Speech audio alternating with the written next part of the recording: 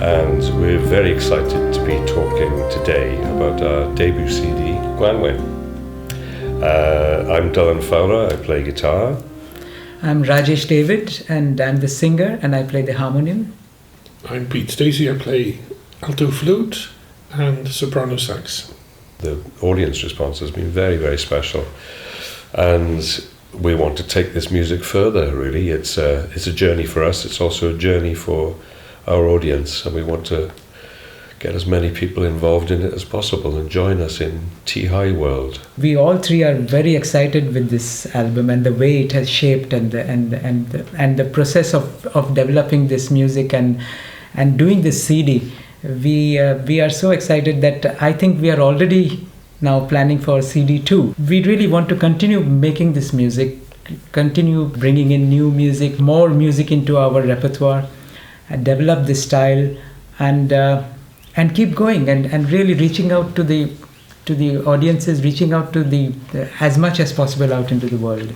Well, I think what we've got here with Tŷhai is very special. When you find a way of working together, and I've worked with Dylan for many decades, on and off in various collaborations, and working with Raj, somehow it's a special match. You don't always get that where things fit together very, very, very beautifully. So I hope that we can continue to grow this, and that we'll find new. I think what we've got is it is working very well, but I'm sure that it can develop into more interestingly and richer, and it will mature. And so my hope is that we can keep this going and we can take it to bigger audiences further afield, and that people will enjoy and get something from what we do. Yeah.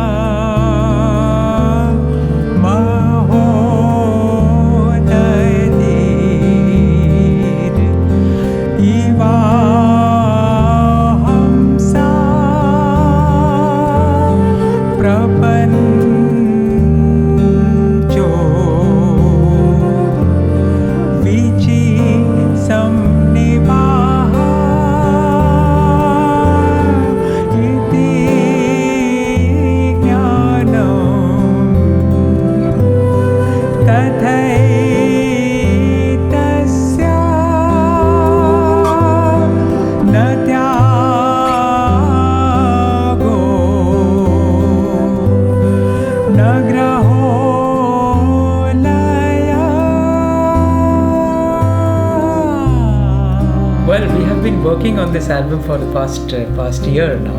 We've really worked hard on this album, and we have developed a very unique sound for ourselves.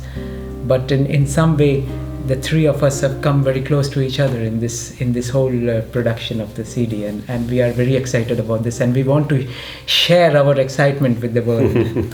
Yeah. Well, the album is called Gwanwyn, and it is the Welsh word for spring. And the music, of course, the style of music is the music of Tŷhai, which we would like to speak to you about and give you some idea about it. The style of Tŷhai music is actually a collaboration, and the collaboration is between this the Celtic styles, which Dylan brings through his guitar, and Pete is bringing the saxophone and the flute, and Pete has got his own style, which is not only Celtic but also Western classical and so on.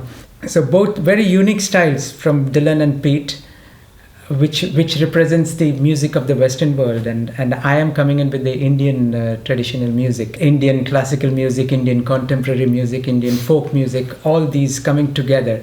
And so we are finding a common place for all these styles, and that is the music of Tŷhai. Just the sort of idea is that with all these kind of, when you're doing collaborations, and is that ultimately, if you want to get to a point where the sum is greater than the parts, that actually you eventually end up with something that is its own thing because of the whole nature of it. And we feel that that's what we're doing with Tŷhai. Tŷhai now has its own world.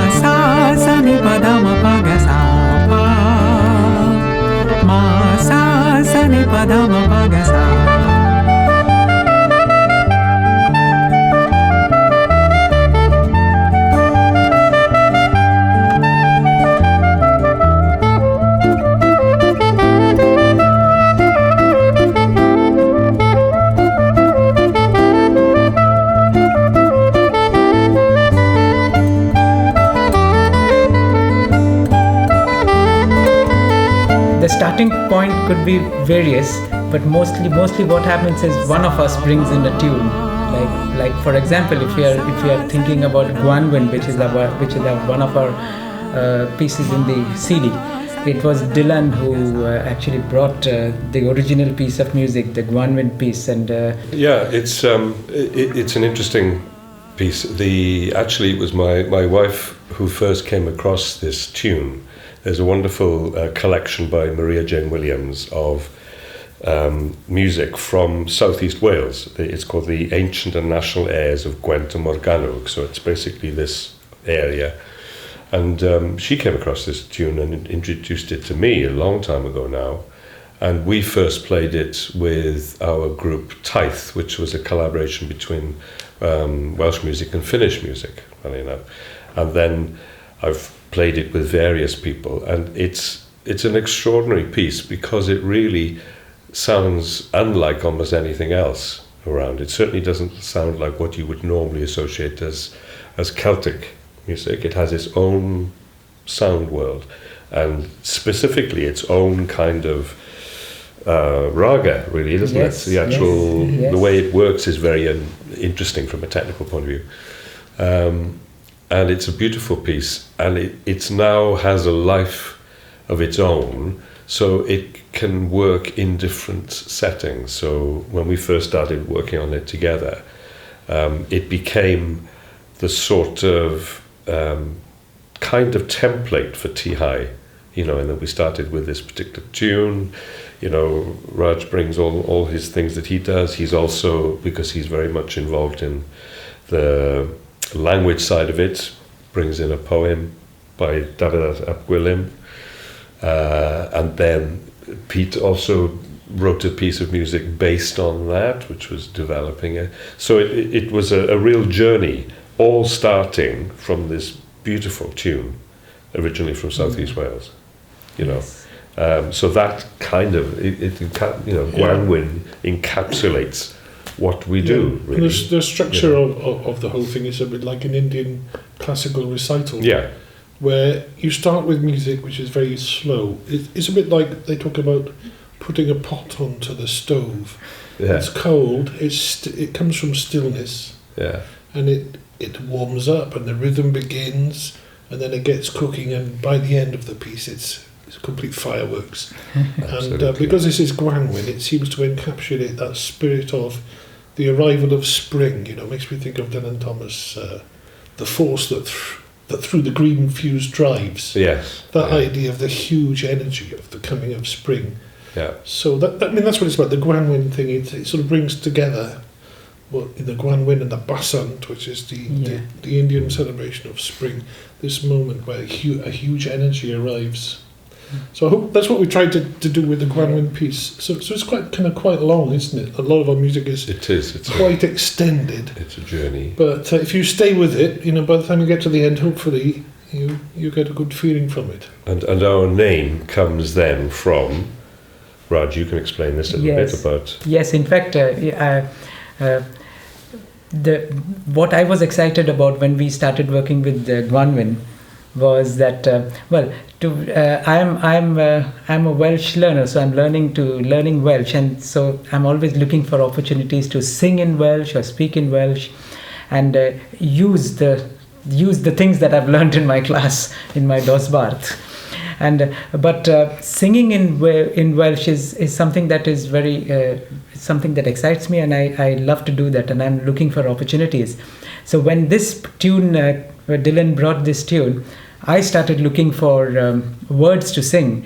Although Dylan did mention to me that there is an original song going along with this tune, but I just wanted something different, and Tŷhai, we are trying to bring different ideas, different things into a piece. So I started looking for poetry, and this is what we really do in Indian music too. When we have a tune or when we are composing tune, when we are looking for words, there is of course the way that people write their own lyrics, but there is a huge body of poetry and poems and verses from scriptures, and this is a huge body, and you can just pick up anything and put it into a tune. And I was thinking in those lines, and I thought, why don't we do it from the Welsh point of view? So I looked at the Welsh poem, and I found this beautiful poem by David ap Gwilym on the month of May, and it sort of matches with the spring idea, and I used that, and it beautifully sat with the tune, and when I sang it out to Dylan and Pete, I think we all liked it, and so we brought that in. So that was the next angle into this. So Dylan's tune, and then we got this the song going in Welsh, and then when Pete came out with composed his tune, and we wanted to find a place. How do we end this now?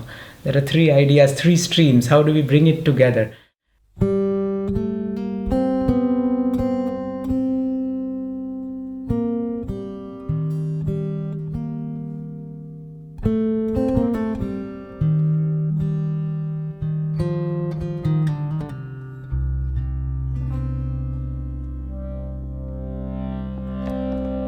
Pandelumai I livrailas arirdail iroiridas airativ aredaved aracluin ermuin I med. Teg your bren, how rening, Ativarar du orvrig du arois diva jurail airgavod arguiail bitlawen gwen botluin guid o baradui si bredid blodai gorai agarun barighav adur brighun.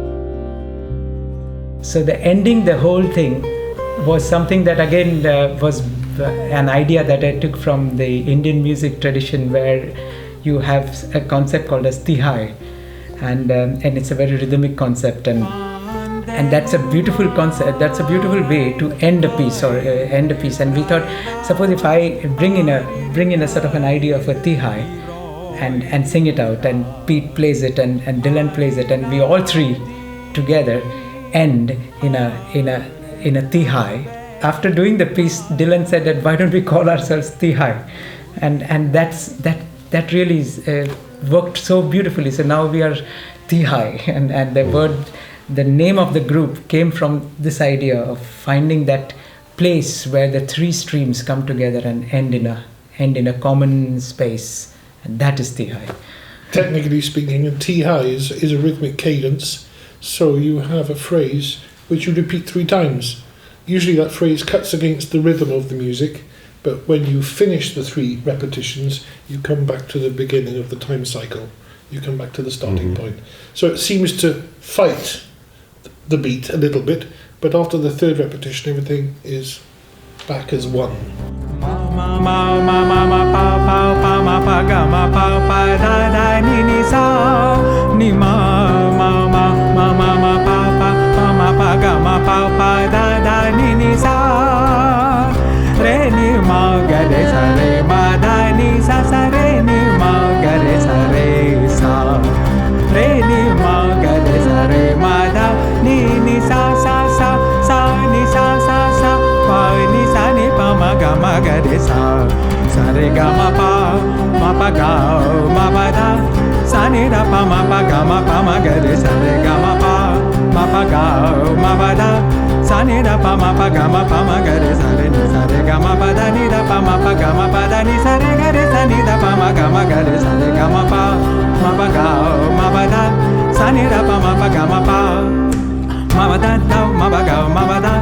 sa re ga sa re ni re sa sa ni da pa ma pa ga ma pa da ni da sa ni da pa ma pa ni da pa da ma pa ga re sa re ga ma pa ga ma pa da sa ni da pa ma pa ga re sa re ni re sa re ga ma pa sa re ni re sa re ga ma pa sa re ni re sa re ga ma pa da ni sa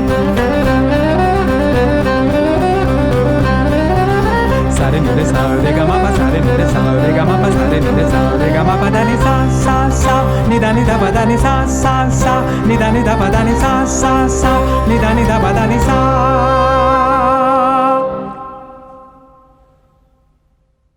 Tea drinking has always been part of our creative process. Yes. So we introduced this, and in fact, was it you, Pete, that came up with this idea? So we can demonstrate. Oh yes. So here's a Tŷhai, Okay. based on the words of having a cup of tea. Okay. So So we'd let's like do this. it, shall we? Yes. So, have a cup of tea, have a cup of tea, have a cup of tea, have a cup of tea, have a cup of tea, have a cup of tea, have a cup of tea. Well, I originally come from Mumbai, and I have been very fortunate that I've born into a family of musicians and singers. Both my parents were singers, so singing has come very naturally to me. In fact, I would say that I inherited this talent from my parents, so they are my first teachers, and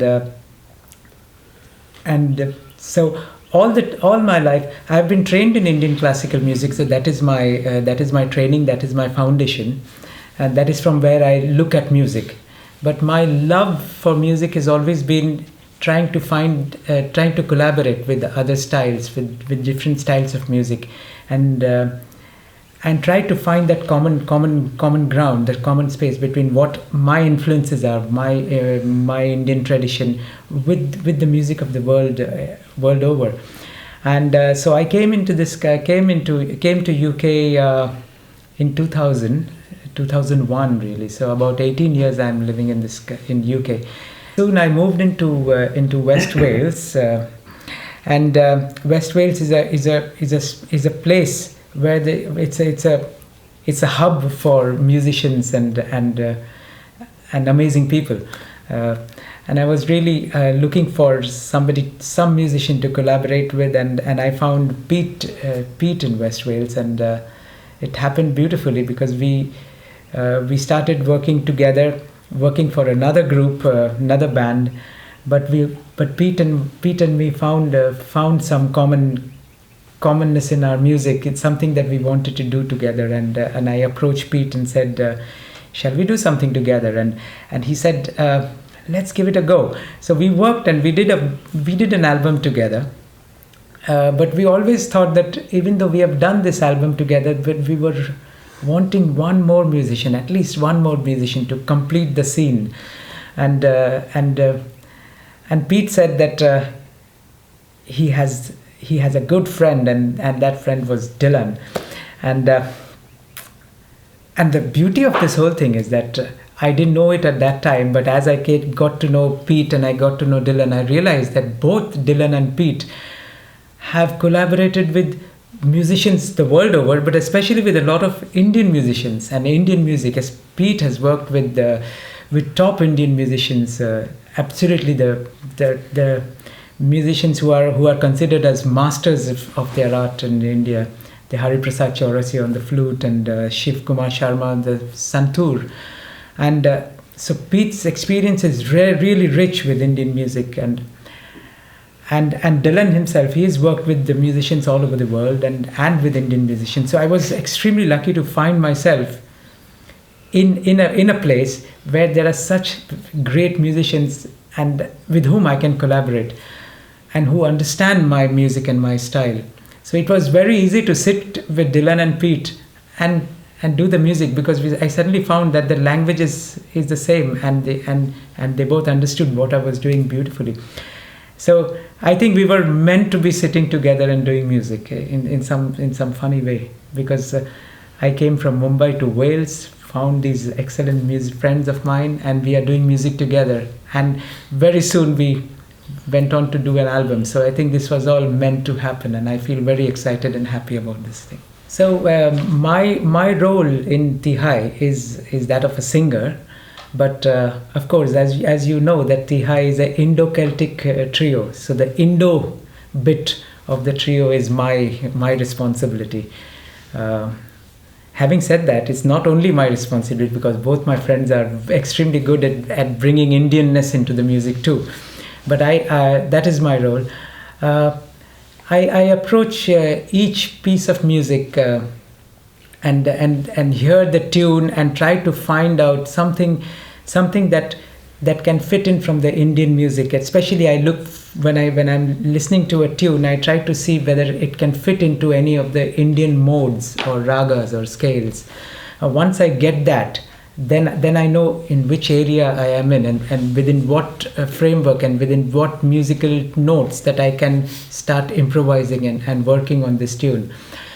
Having selected that, then the next is I would like to sing some words, and for that I've got this whole wealth of poems and scriptural work and texts and verses from profound texts, which I use, and I'm very happy to be using them, and I feel very deeply satisfied being able to use something profound from a text and singing it into our music. And one example I can give you is that of the first piece of music in our album, which is a Nauwed Dawn, and a Nauwed Dawn means the ninth wave. And Dylan got this tune for us, and when Dylan explained what this tune is all about, and he gave me this idea of transcendence. The way Dylan explained to me was that it's like the ninth wave is that. So when a sailor crosses the ninth wave, so that the sailor doesn't come back. It's like moving beyond transcendence. And when I heard this word transcendence, when I got this feel of it, my mind just went into this entire body of Indian philosophy, Indian thought, where everything is transcendental. And the first verse that came into my mind was this verse in the text called as the Ashtavakra Gita.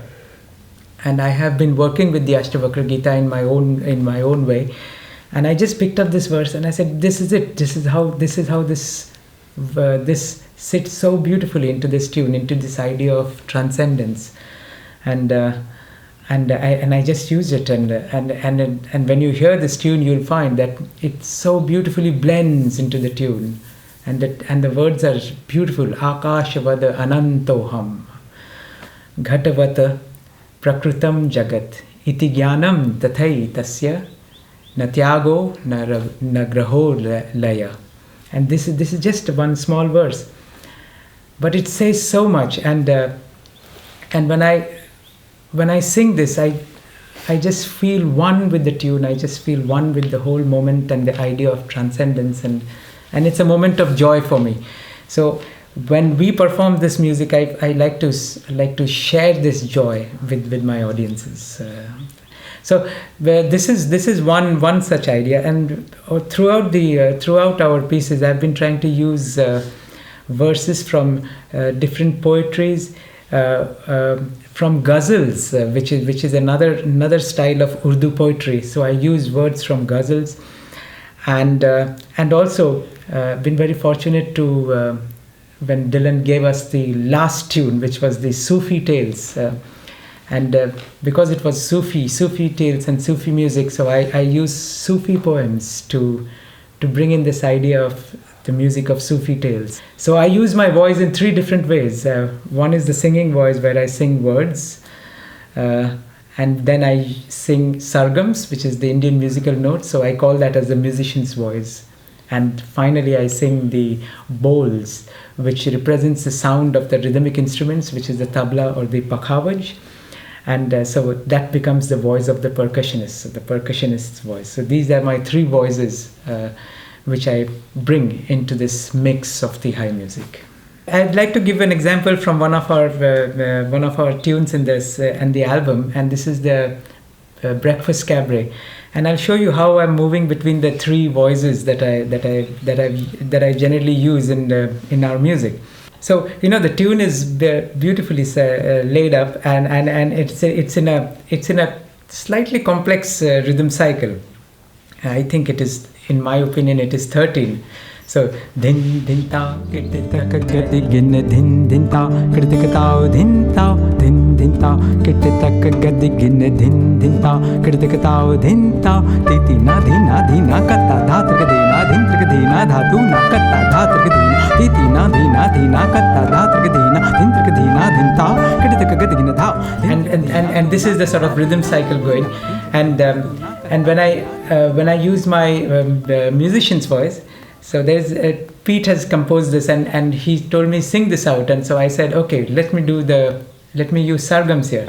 So sa pa ma sa ni pa da ma pa ga sa pa ma sa ni pa da ma pa ga sa. And then this is a simple way of using sargams, musical notes.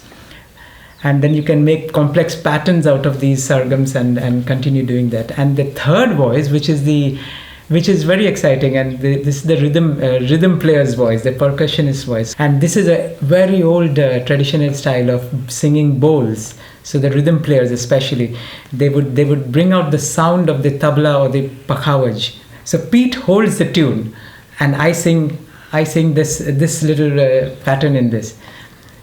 Titi na dhina katta dha trika dhina dhin trika dhina dhina katta dha kitta taka gadi gin din ta kritika ta din ta kitta taka gadi gin din ta kritika ta din ta kitta taka gadi gin ta kritika ta din ta kitta taka gadi gin din ta kritika ta din ta kitta taka gadi gin din ta kritika ta din ta kitta taka gadi gin din ta kitta kitta dha. And this ends the cycle, and that was a example of ending in a Tŷhai. And yes, and over this Pete is playing the original piece of music, and I think it's a style of Indian classical music where especially if you have a rhythm player playing a solo piece of music, then they play a very complex rhythm pattern over a loop, and that loop we thought is the original piece of music of the Breakfast Cabaret. So of course the third bit, which is the main bit, why I am here in Tŷhai as a singer. So this is my singing voice. So I sing words from poems. So one such poem I've used in the Breakfast Cabaret, and this is a poem by Mirabai, and here it goes. So Tara heri main ka karu mairi it chamke ke ut garje ut barse re heri main ka karu mairi it chamke ut garje ut barse re heri main ka karu. So my second voice, especially in the Breakfast Cabaret, is the voice of the singer. So here is the example of my singing voice. Nis din mohi akeli jaan ke birha sataave. Nis din mohi akeli jaan ke birha sataave. Keri main ka karu mairi it chamke ut garje.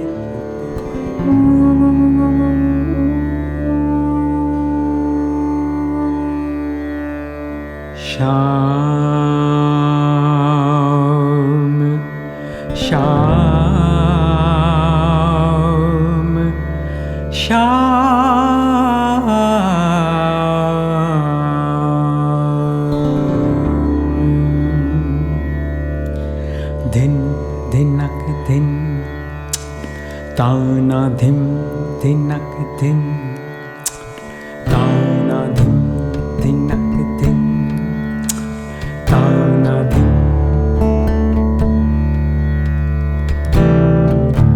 Kaune gale gayo sham. I'm from Swansea. I was born and brought up in Swansea, and you know, living in the uplands just round the corner from Dylan Thomas. So I've inherited all that kind of vibe, I suppose. And when I was little, we were in a big family, 5 children. My dad had a cupboard full of recorders, and he liked to play the recorder. He'd get them out on a Sunday, and we'd all play the recorder. And I think that's where my love of playing wind instruments came from. You know, I kind of got a bug for playing the recorder, which then turned into playing the saxophone and ultimately also the flute. So I used to play in bands in Swansea. I was part of the student scene, and I was in jazz rock bands. I mean, Swansea in those days, it's sort of a bit like I imagine California, surfing, and it was the 70s, and everybody was hanging out and being cool. So then I got involved in that whole musical scene, but then after a while I decided, it gets to that difficult point. Well, what are you going to do for a living, So I said, well, I want to be a musician, but you can't do that. That's not, that's not a safe way to carry on. But I decided, no, really, this is what I want to do. Come what may, I was going to be a musician. So I found myself at university studying music, studying classical music, and I had a deep love of that as well. And then I went on to study further in a PhD and so on. And then after that, believe it or not, I did a diploma in music therapy. So I've got more letters after my name than Postman Pat has got in his post bag, But really, my love is always for making music, and then I was very privileged and had a love of folk music, and I got involved in playing in folk bands. I played with Cromlech and Abba Jabba, and we were touring in Europe, and Abba Jabba especially was quite innovative. I was playing the pipes by then, and flute and the whistle with Daleth Evans on harp, and Stevie Wishart on fiddle and hurdy-gurdy. So I think there's always been that interest in folk music and world music. I think one of the most wonderful things, when I moved to Cardiff, I got involved in presenting and directing music for a multicultural theatre company. And we worked with musicians from India, and very fine musicians, and musicians from Bali. They would bring these musicians from different parts of the world, and we would make theatre shows together. And then also with India Dance Wales, great musicians were coming over from Bangalore and Mangalore, and we were playing for Indian classical dance. It was a huge privilege, I was sitting there in Cardiff, and these wonderful musicians were coming, and I had an opportunity to play with them. It was fantastic. Ultimately, this led to, I think, a very remarkable point in my life where I was invited to create a piece of music for a BBC orchestral concert. And the suggestion came that wouldn't it be great if we did a show with Hariprasad Chaurasia. Now, to me, he's practically a god, I love his flute playing. And actually, when my son was born, his music was there in the birthing suite, believe it or not. So I couldn't believe this, I'm going to get to write a piece of music for Hariprasad Chaurasia. And, it happened, it happened. I wrote this piece, and he came from India, and he played it. It was a wonderful moment in this fusion of Western music, orchestral music, and his wonderful flute playing. Then after that, I got invited to write a piece or to help to develop a concerto for a very fine sitarist called Nishat Khan. And now Nishat wanted to write a sort of a Western classical concerto style, but featuring the sitar. So I worked with Nishat on that, and that was presented in the Proms, a few years ago. So it's hard to imagine that, these wonderful things happened to me, but they did, it seems, and it's a great fortune for me. So, that brings us up to the present moment where all these interests in, folk music, in world music, in Indian music, in classical music coalesce.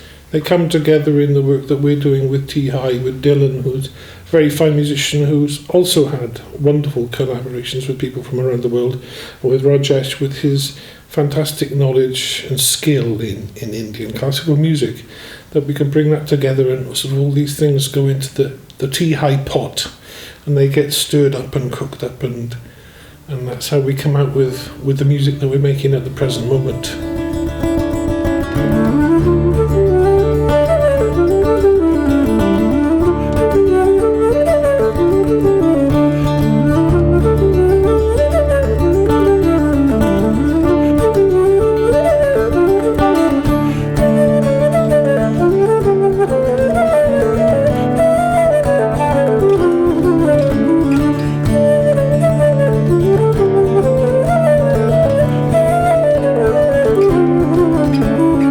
So it's quite interesting that we've got a number of different ways of starting, different starting points or points of departure, if you like, for our music. So, for example, sometimes Dylan will come in with some beautiful guitar chords or a composition that he's made, and Raj will think, oh yes, I can fit this vocal to it. And then maybe I try some sort of solos and stuff like that, and maybe some ideas are developed and evolved out of that. Actually, the gestation period for a Tŷhai composition or piece is really quite long, Sometimes it's a bit frustrating for us because it does take us quite a long time for a piece to evolve into what we will present on stage. Because it's not a simple process, it's a process of experimentation and trial and error as we put these things together. As Raj was saying, sometimes a mode from a folk song will match to a raga, and then we're thinking of the rhythmic side and then so on and so on. So it does take some time. But I mean, it's an enjoyable process too. So, or on another occasion, maybe I will come in with a melody or composition that I've made and suggest that. Or maybe there'll be some folk tunes,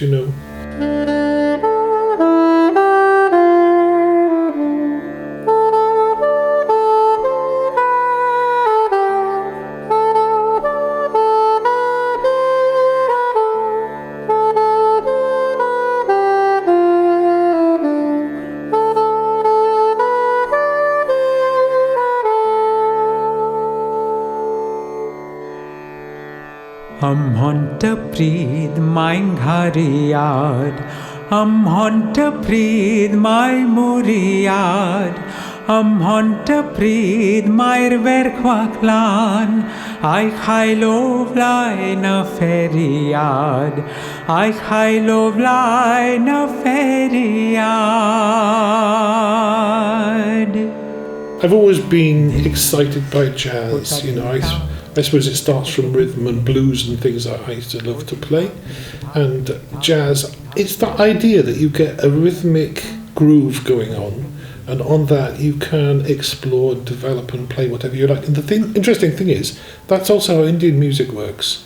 You get a time cycle, you get a rhythmic mode, a tala as they call them, and then on top of that you play the raga. So improvisation in Indian music, improvisation in jazz, they are not dissimilar. They got quite a lot in common. And really, I suppose you're quite right that the jazz is one of the strands that has sustained my interest in music. Yeah, so a good example of a working practice for us was when we worked on a piece which starts with an Irish jig and then goes into a Welsh slip jig. So I suggested, let's work on this tune by Paddy Fahey, who's a great Irish fiddle player and composer. And he's written a tune which is actually just called Paddy Fahey's Jig. And it to me, it sounds kind of quite like a raga. It's a little bit different from the usual scale of Irish music. So we played that one and we enjoyed that. And then Dylan said, well, let's go into this lovely Welsh slip jig, which is called Gyrrid Byd Ymlan. And that's great. But what happened was we managed to, within the frame of these two things, we fit in some very interesting explorations and improvisations.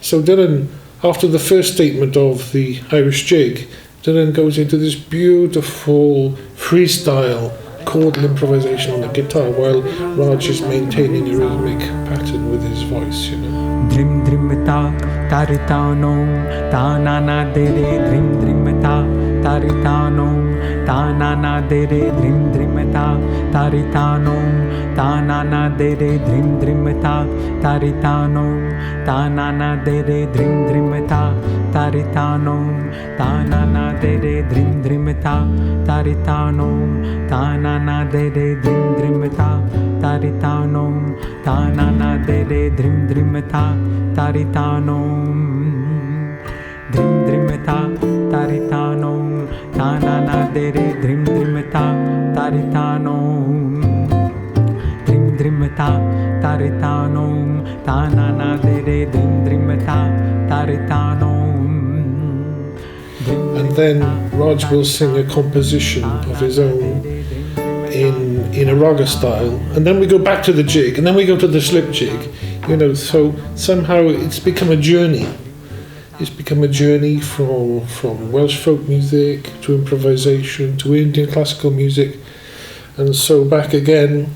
And you know, that's it sounds a bit like a hodgepodge, but actually seems to just flow beautifully. Yeah, and so I think that's probably I think that's a really good example of our Indo-Celtic thing. It's all in there, you know, the Indian style and the traditional Celtic, the Irish and the Welsh. It's all blended in that track.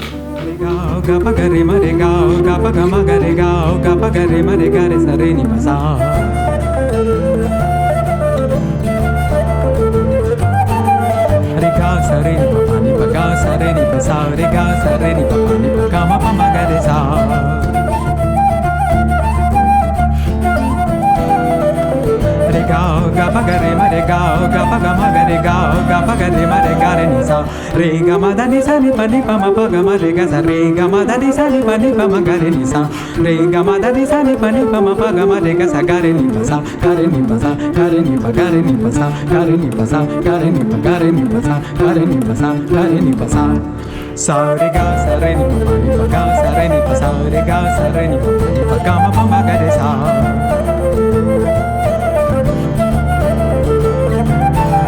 re ga o ga pa ga re ma re ga o ga pa ga ma ga re ga o ga pa ga re ma re ga re sa re ni pa sa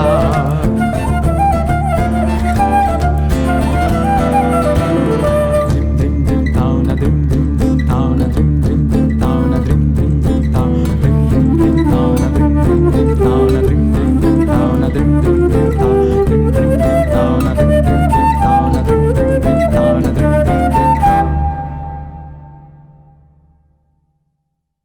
I grew up in Llanbradach and Caerphilly in the Rhymney Valley.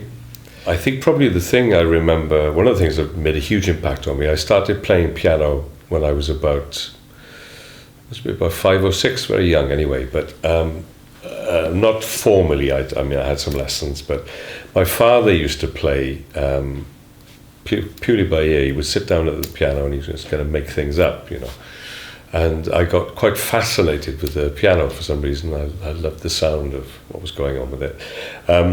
But I wasn't very disciplined, and I wasn't particularly interested in, I was very shy about everything else. So it was something I used to explore myself. It was my little world, you know. We didn't have many records, but we had a number of significant ones for me because my parents were big fans of Barbra Streisand. So I remember Barbra Streisand LPs, as they were, and then the original recording of West Side Story, which is fantastic, and then the other record which made a huge impact on me was the recording of Emlyn Williams reading the poetry of Dylan Thomas and the short stories like Visit to Grandpa and all these things, and just the sound, you know, I mean, I was very young, but hearing, you know, and death shall have no dominion and all this kind of stuff. It was complete.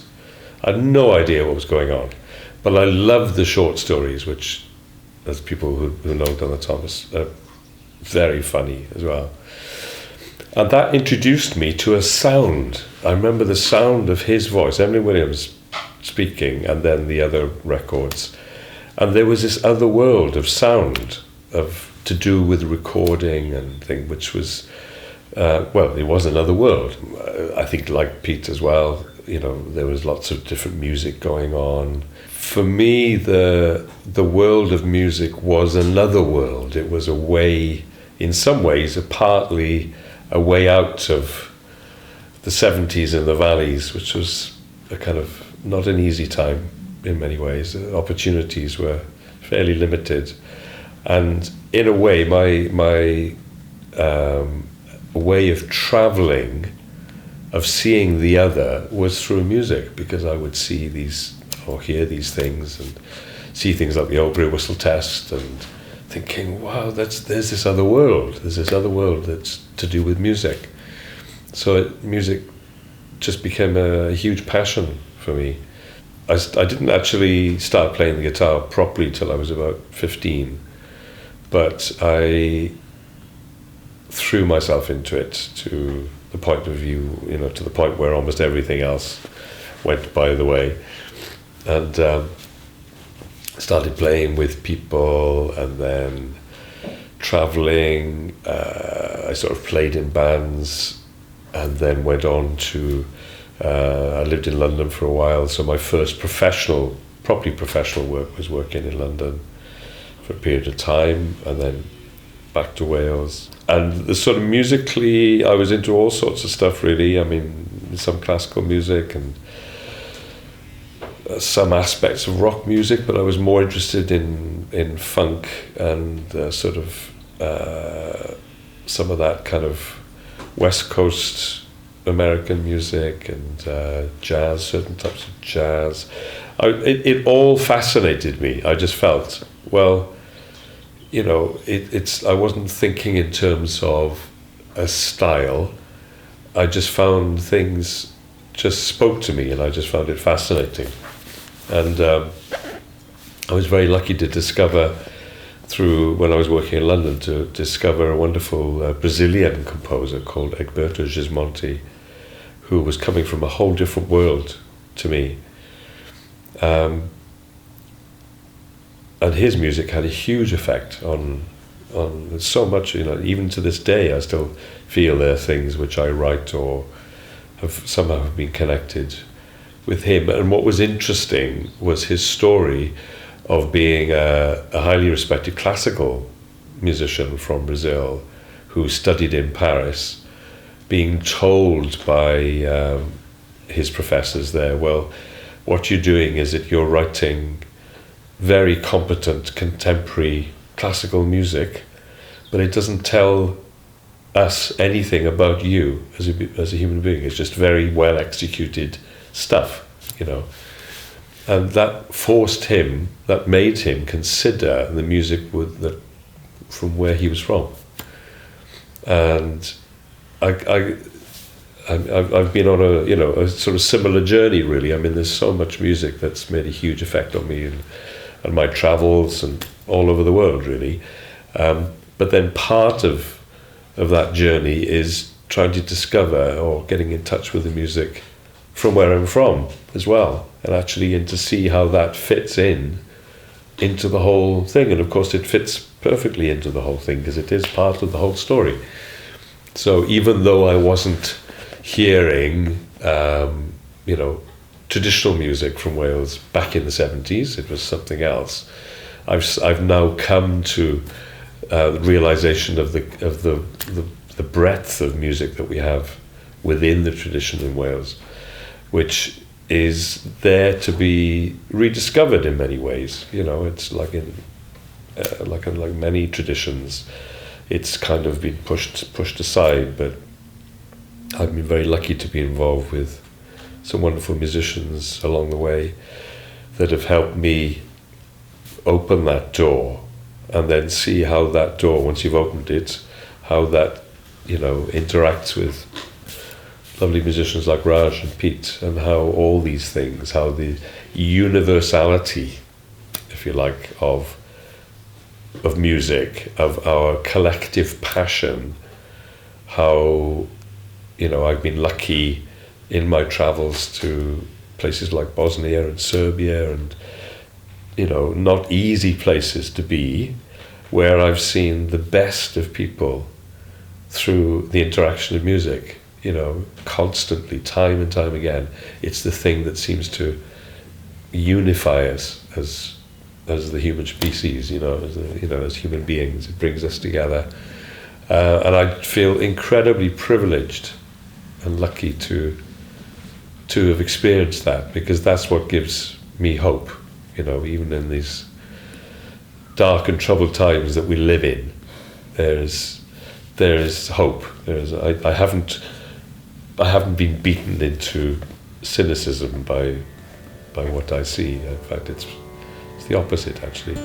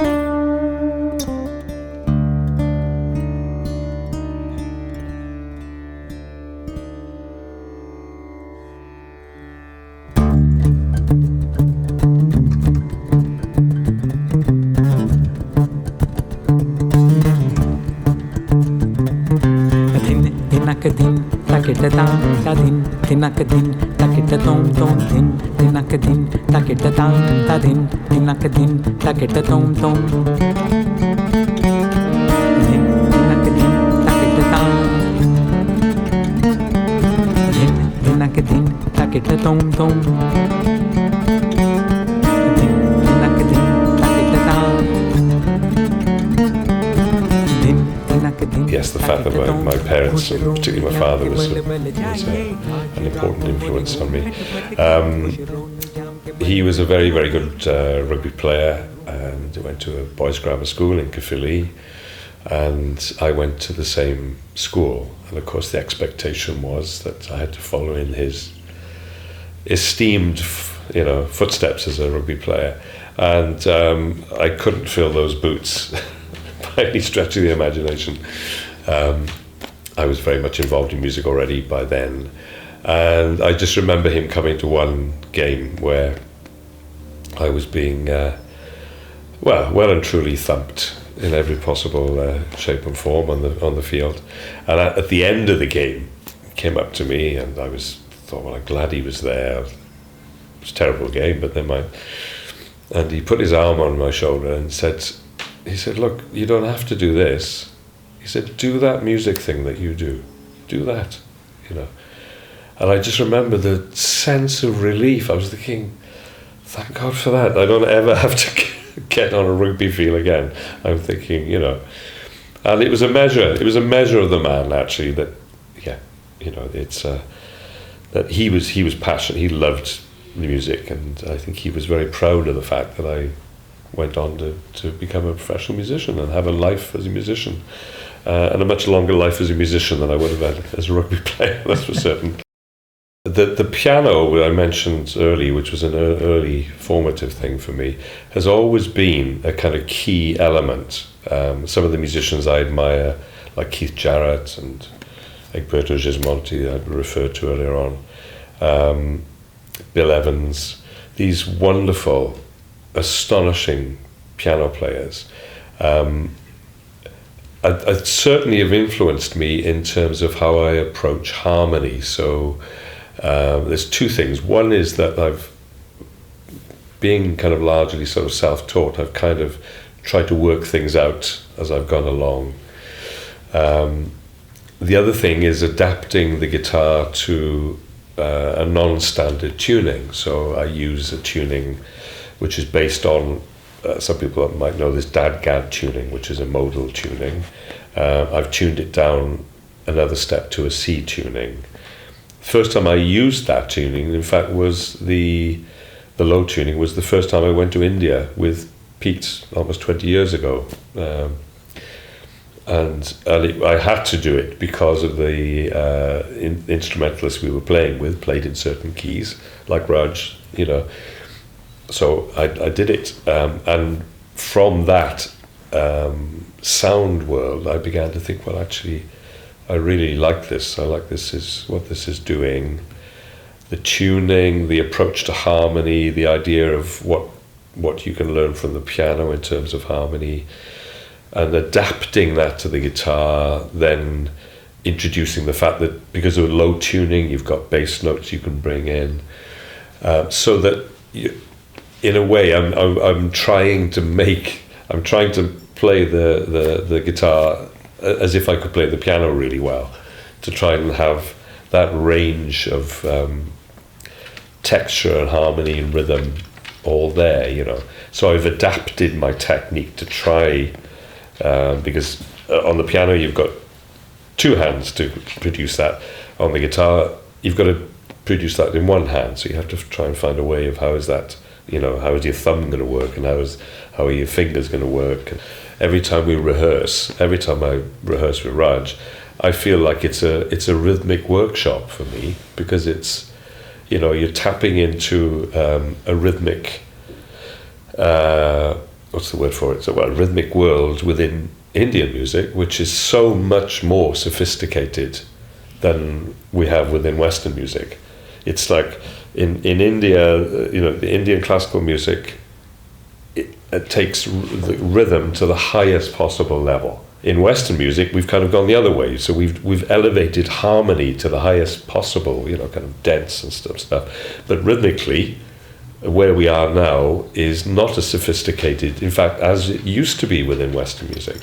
If you go back to the rhythmic complexity was extremely advanced. Then it began being filtered down a little bit. Within Tŷhai, we get to explore, I think for all of us, every time we get together, each of us is learning and developing something new. We're being stretched.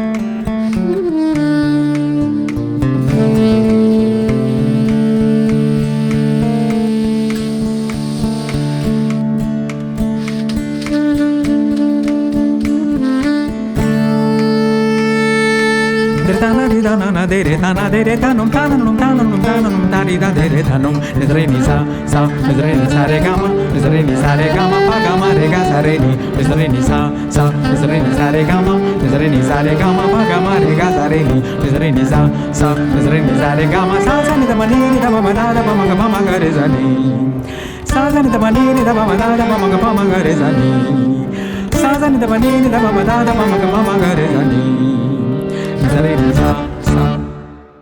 In the tune Mango Ripple that we play, I was very lucky to learn that piece working with my great friend who lives in Bangalore, a wonderful guitarist called Konarak Reddy. A very interesting musician himself. I met him in Germany on one of these international guitar night tours. And he sort of grew up in Bangalore and studied there, studied Indian classical music, and then moved to Los Angeles and was studying there, went to Berkeley, I think. So he had a very interesting mix of both Eastern and Western, kind of things. And this was a tune of his which he named after his favourite ice cream, Mango Ripple Delight, which I tried in Bangalore, and it was fantastic. Actually, it was great. I would have written a tune if I'd tried it. Yeah. And within that, the tune comes really from the kind of Carnatic music, South Indian style, in that it's quite a fast tune. I start off the whole thing with this kind of, it's not really an alap, is it? I sort of explore the guitar and the tonality before the tune comes in by playing a repeated pattern. So I'm providing the rhythm, and I'm also providing kind of improvised sort of melody within it, and then breaks into the tune, which Peter and I play together.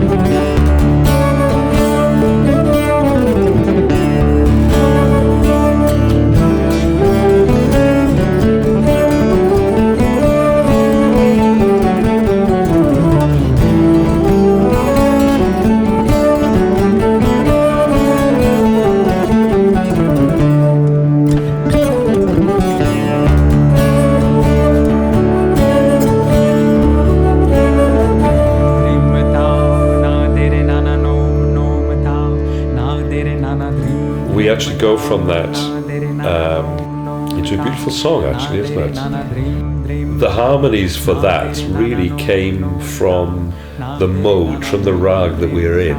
As soon as Raj started to sing, I could hear a sort of rather than going for the obvious harmonic world, I could hear a variation that was based on what the rag was giving, between the rag and the mode. So it was a classic example of a rag and a mode within Celtic music as being absolutely of the same thing.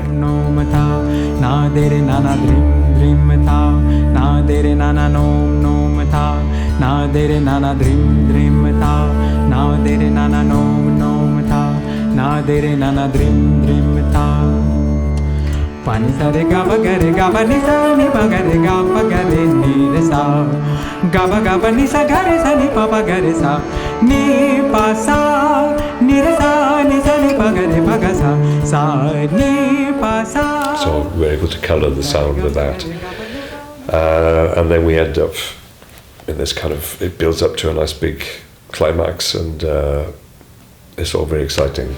Yes, we like that.